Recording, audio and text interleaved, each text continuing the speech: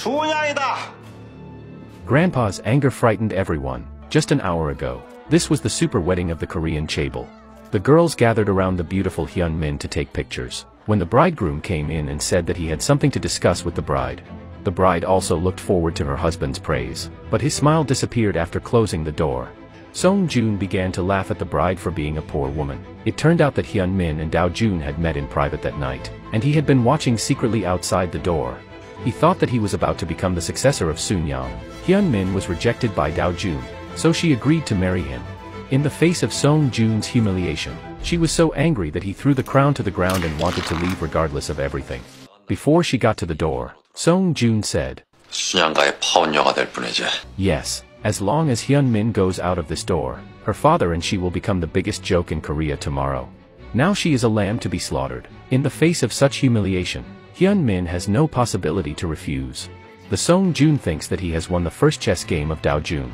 The wedding had not yet started. In order to prevent his father from handing over the inheritance to grandson, the uncle Dong produced evidence that Song Joon embezzled the property of the group.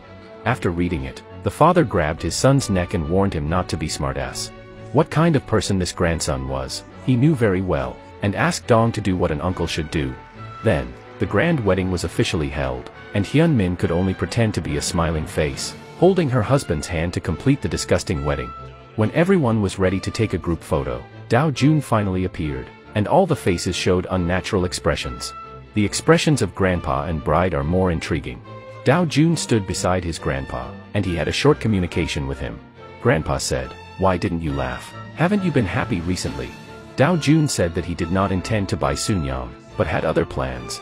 In this way, Grandpa felt very surprised, because this grandson would never give up easily. At the dinner after the wedding, everyone enjoyed themselves, but Grandpa was unhappy. Uncle Yoon even urged his father to transfer the shares to Song Joon as soon as possible and announced his inheritance right. The secretary took out the document. Song Joon couldn't wait to open it. When he saw the document, he was confused. This is not a share transfer certificate, but a job transfer notice. Song Joon will be transferred to the distribution warehouse. Grandpa lost 3 chess games before, so he is now very clear that this grandson is not Do Joon's opponent at all. So he took out corruption and bidding failure and accused Song Joon. "You asked me to let you take responsibility as a real adult.